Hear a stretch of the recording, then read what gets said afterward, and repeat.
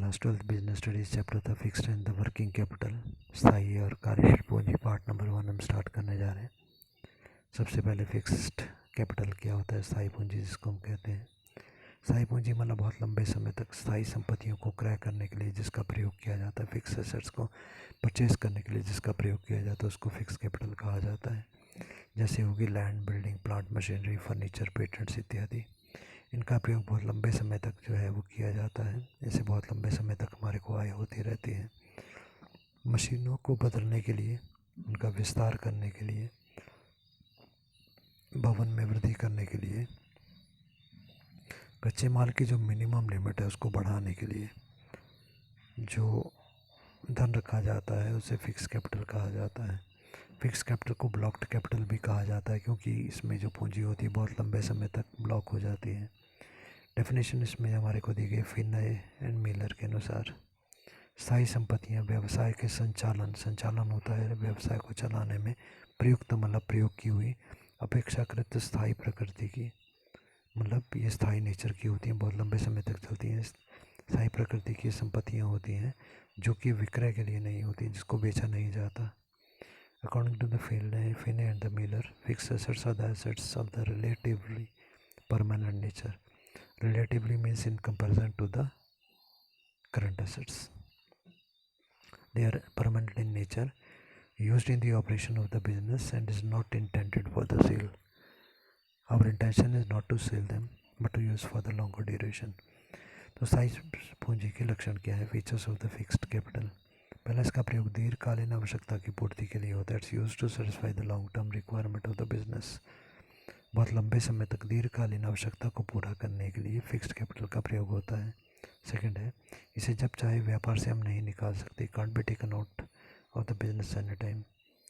बहुत लंबे समय तक इसका प्रयोग होता है। अगला हेडिंग है स्थायी पूंजी की आवश्यकता को निर्धारण करने वाले तत्व या निर्धारण या स्थायी पूंजी की आवश्यकता क्या होती है? Assessment of the fix asset, requirement of the need of the fix capital. किन कार्यों के लिए फिक्स एसेट्स की आवश्यकता होती है? पहला है स्थायी संपत्ति को क्रय करने के लिए, to purchase the fix assets, fix assets को खरीदने के लिए। सेकंड है प्रारंभिक व्यय, कंपनी जब शुरू हो रही थी प्रारंभ में जो खर्चे हम लोगों ने किए थे। स्थापना व्यय मतलब कंपनी को शुरू करने के, स्थापित करना होता है, बनाने का खर्चा। कंपनी को विकसित करने का खर्चा, विकास डेवलप करने का खर्चा। अमूर्त संपत्ति, इंटेंजिबल एसेट्स हमारी जो होती हैं उनको यदि हमने खरीदने में कुछ खर्चा किया है वो सभी इसमें आता है। So preliminary expenses, establishment expenses, development expenses and expenditure for the intangible assets are the part of it. Third है स्थायी संपत्ति के प्रतिस्थापन, नवीनीकरण के व्यय, expenses of the replacement and the renewal of the fix assets. जो हमारे फिक्स एसेट्स होती हैं उसको प्रतिस्थापन का मतलब है उस संपत्ति, एक एसेट की जगह पे दूसरी एसेट को ला करके लगाना। नवीनीकरण, रिन्यूअल मतलब उसको नया बनाना, कोई पार्ट पुराना हो गया है उसकी जगह नया पार्ट लाकर लगाना। फोर्थ पॉइंट है शोध व अनुसंधान की लागत पूरा करने के लिए, to meet out the research and development expenditure. शोध, रिसर्च, जो हम रिसर्च करते हैं, खोज करते हैं, अनुसंधान करते हैं, उसका जो खर्चा आता है फिक्स एसेट से पूरा किया जाता है। पांचवा पॉइंट है स्थायी कार्यशील पूंजी के लिए, for the fixed working capital. Working capital परंतु जो फिक्स स्वभाव की होती है वो हमेशा ही चाहिए होती है, वो भी यहीं से पूरी होती है। अगला है प्रवर्तन संबंधी व्यय को पूरा करने, to meet out promotion expenses. जब कंपनी को बनाया गया तो उसके जो खर्चे बचे हुए थे उन खर्चों को इस फिक्स एसेट से पूरा किया जाता है। नेक्स्ट हेडिंग हमारा है स्थायी पूंजी की आवश्यकता को प्रभावित करने वाले घटक। स्थायी पूंजी की आवश्यकता कितनी होगी, कम या ज़्यादा, उसको कौन सी चीज़ें इफेक्ट करती हैं? So factor affecting the requirement of the fixed capital. या फिर हेडिंग आ सकता है, क्वेश्चन आ सकता है स्थायी पूंजी की मात्रा को निर्धारित करने वाले तत्व, कितनी मात्रा में स्थायी पूंजी चाहिए, कौन सी चीज़ डिसाइड करेगी? Factor determining the value of the fix assets, fix capital. पहला पॉइंट है व्यवसाय की प्रकृति, nature of the business. Nature of the business, निर्माणी व्यवसाय जो होते हैं, मैन्युफैक्चरिंग बिजनेस, जो वस्तु का निर्माण कच्चे माल से करते हैं, उनको भूमि, भवन, मशीन इत्यादि पर ज़्यादा पैसा लगाना पड़ता है। इसलिए इनकी जो फिक्स कैपिटल होती है उनको ज़्यादा मात्रा में आवश्यकता होती है। व्यावसायिक व्यवसाय जो होते हैं जिसको हम ट्रेडिंग बिजनेस बोलते हैं, जो सामान खरीद के लाते हैं उसको ज़्यादा कीमत पर बेचते हैं। ये तैयार माल का ही क्रय और विक्रय, परचेज और सेल करते हैं, इसलिए इन्हें सामान नहीं बनाना, मशीनें नहीं होती तो कम पूंजी से काम चल जाता है। कम स्थायी पूंजी से काम चल जाता है। सेकंड पॉइंट है क्रियाओं का पैमाना या स्केल ऑफ द ऑपरेशंस। व्यापारिक क्रियाओं का फैलाव जितना अधिक होता है, जितने बड़े पैमाने पर, जितने बड़े स्केल पर हम बिजनेस करते हैं, उतने ही ज़्यादा अधिक मात्रा में हमें स्थायी पूंजी की आवश्यकता होती है। यदि हमारे व्यापार का पैमाना या स्केल ऑफ द बिजनेस से बड़े छोटे से क्षेत्र में ही बिजनेस करते हैं तो कम स्थायी पूंजी से काम चल जाएगा। थर्ड पॉइंट है पद्धति का चयन या चॉइस ऑफ द टेक्निक। पद्धति का चयन या चॉइस ऑफ द टेक्निक का मतलब है कि जो निर्माणी संस्थाएं होती हैं, यदि वो आधुनिक एडवांस्ड मशीन्स का प्रयोग करती हैं, ऑटोमेटिक स्वचालित मशीनों का प्रयोग करती हैं, तो उन्हें ज़्यादा स्थायी पूंजी की आवश्यकता होगी। और जो कंपनी उत्पादन मानवीय श्रम द्वारा होता है, मतलब वर्कर हाथ से जहाँ पर चीज़ें बनाते हैं, वहाँ पर हमें मशीनें नहीं खरीदनी चाहिए, कम स्थायी पूंजी से काम चल जाता है। फोर्थ पॉइंट है तकनीकी नवीनता या टेक्नोलॉजी या अपग्रेडेशन। जिस बिज़नेस में स्थायी पूंजी का प्रयोग होता है, ऐसी स्थायी पूंजी का प्रयोग होता है जो कि लगातार चेंज होती रहती है, अति शीघ्र बदलती है।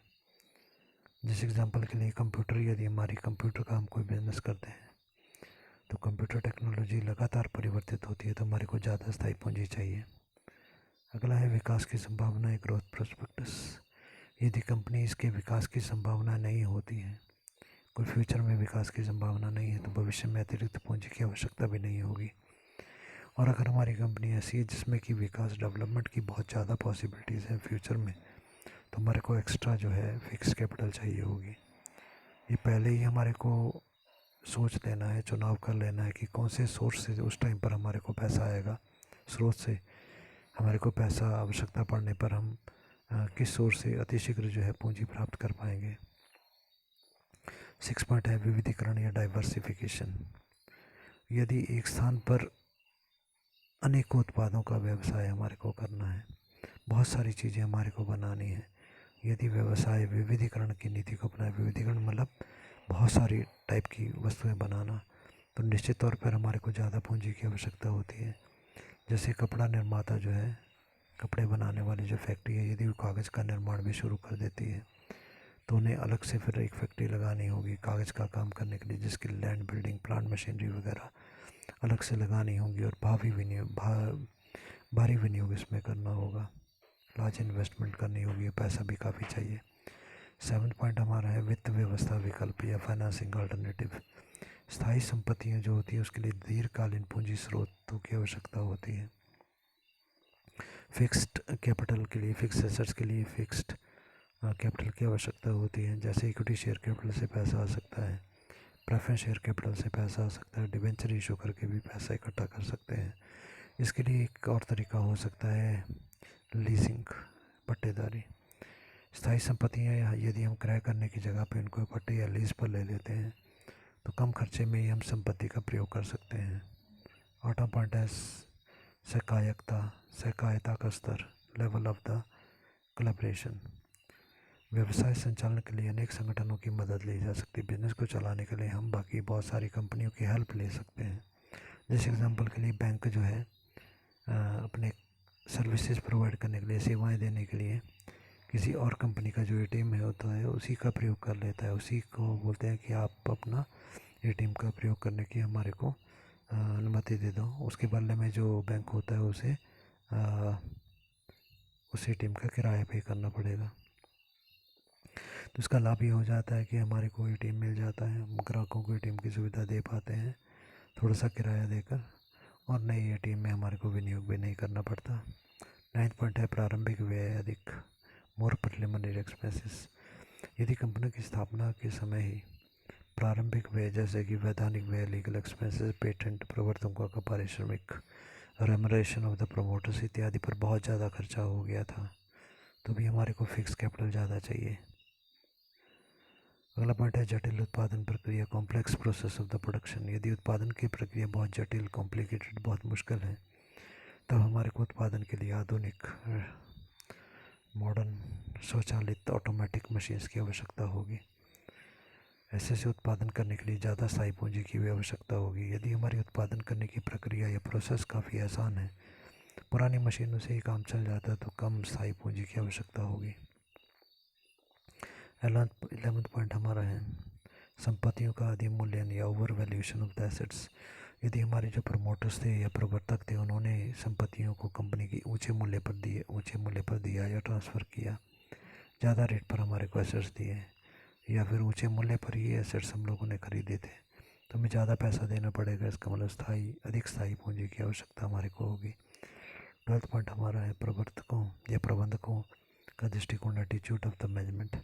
यदि मैनेजर चाहते हैं कि बाज़ार में बहुत से उत्पादों के प्रमुख उत्पाद के रूप में प्रवेश करें, कहने का मतलब है कि जब हम मार्केट में पहली बार ही आएँ तो बहुत बड़ी मात्रा में सामान इकट्ठा ही बना कर लाएँ फर्स्ट टाइम ही। तो ऐसी स्थिति में हमारे को बड़ी मात्रा में सामान बनाना होगा, बहुत ज़्यादा मशीनें चाहिए होंगी, तो स्थायी पूंजी भी बहुत बड़ी मात्रा में चाहिए होगी। नेक्स्ट हेडिंग हमारा है स्थायी पूंजी का महत्व या importance of the fixed capital. Fix capital की इम्पोर्टेंस या महत्व क्या है उसके बारे में हम देखें। पहला पॉइंट दिया गया, स्थायी पूंजी का निवेश परिस्थितियों और दीर्घकालीन परियोजनाओं में होता है, जिसका लाभ भविष्य में होता है। Fix assets is employed in the assets for the longer term projects which give profit in the future. स्थायी संपत्ति में जो निवेश होता है, फिक्स एसेट्स में जो पैसा लगा होता है, वो दीर्घकालीन परियोजनाओं में होता है।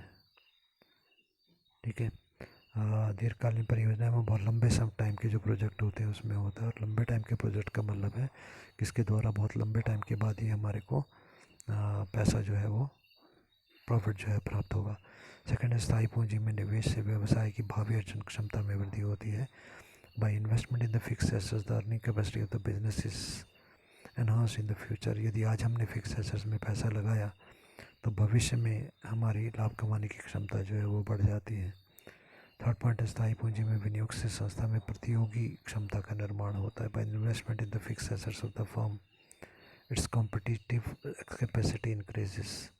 कि प्रतियोगिता करने की क्षमता हमारी बढ़ जाती है, क्योंकि हमारे पास अच्छी मशीनें आ चुकी हैं, अच्छी वस्तुएं हम बनाते हैं, ज़्यादा वस्तुएं हम बना रहे हैं, तो हम बाकी अच्छी कंपनी के साथ मुकाबला कर पाते हैं। फोर्थ पॉइंट हमारा, स्थायी पूंजी में विनियोग से संस्था में वृद्धि और विकास की संभावनाएं बढ़ती हैं। By investment in the fixed assets of the firm, its possibility of growth and development increases. यदि हमने फिक्स एसेट्स में काफ़ी पैसा लगाया या हमारे पास काफ़ी फिक्स एसेट्स हैं, तो हम कंपनी का विकास कर पाएंगे, उसकी वृद्धि करने के बारे में विचार कर सकते हैं। नेक्स्ट हेडिंग हमारा है स्थायी पूंजी को प्राप्त करने के साधन। ये स्थायी पूंजी हमारे को कहाँ से प्राप्त हो सकती है? Sources of the raising the fix assets. तो 4 पॉइंट इसमें आ जाएंगे। पहला है स्वामित्व पूंजी या ओनरशिप कैपिटल। स्वामित्व पूंजी का मतलब होता है मालिकों द्वारा लगाई गई पूंजी। फिक्स एसेट जो है मालिक खुद अपनी पूंजी लगाकर भी संस्था को दे सकते हैं। दूसरा है ऋणगत पूंजी, से बोरोड कैपिटल कहा जाता है। ऋणगत मतलब ऋण लिया है, बोरो करना होता है उधार। उधार लेकर पूंजी लेकर भी हम फिक्स एसेट्स को परचेज कर सकते हैं। थर्ड हमारा है सार्वजनिक जमा या पब्लिक डिपॉजिट। सामान्य जनता से भी हम पैसा लेकर फिक्स एसेट्स को परचेज कर सकते हैं। अगला पॉइंट हमारा है लाभों का पुनर्विनियोजन या flowing back of the profit. जो प्रॉफिट हम लोगों ने पहले जोड़ करके रखे थे, उन्हीं प्रॉफिट्स को ही हम फिक्स एसेट्स के रूप में प्रयोग कर सकते हैं। नेक्स्ट टॉपिक जो हमारा है वो है पूंजी बस्टिंग, कैपिटल बस्टिंग। नाम से ही क्लियर है, पूंजी बहुत बड़ा अमाउंट जहाँ पर लगता है। तो स्थायी संपत्तियों में विनियोग संबंधी निर्णय लेना पूंजी बस्टिंग कहलाता है। कि फिक्स एसेट्स में कितना पैसा कहाँ से हम लेकर लगाएंगे, ये डिसीज़न हमारा जो होता है ये फिक्स एसेट्स में आता है। इसके बाद में अगला हमारा है जिसे लंबे समय तक हमारे को आय होती है। फिक्स एसेट्स के द्वारा जो पैसा लगाया जाता है उससे हमारे को जो इनकम होगी, क्योंकि बहुत ज़्यादा पैसा हमने लगाया है तो लंबे समय तक हमारे को इनकम होती है। निर्माणी संस्थाओं के लिए बहुत ज़्यादा आवश्यक होता है। मैन्युफैक्चरिंग इंडस्ट्रीज जो होती हैं वो इसके द्वारा बहुत ज़्यादा पैसा लगा सकती हैं, क्योंकि निर्माणी संस्थाओं में ही पैसा जो है बड़ी मात्रा में फिक्स एसेट्स लगे होते हैं। अगला है हमारा एग्जाम्पल के लिए, एक वस्तु का उत्पादन हम लोग करना चाहते हैं। उस उत्पादन करने के लिए हमारे पास ABC 3 प्रकार की मशीनें हमारे पास हैं, XYZ। अब तीनों मशीनों में से कौन सी मशीन हमारे को अपने लिए ख़रीदनी चाहिए, अपनी कंपनी के लिए परचेज़ करनी चाहिए, तो हमें उसके लिए कंपैरिजन या तुलना करनी होगी। तीनों मशीनों की लागत जो है वो अलग हो सकती है।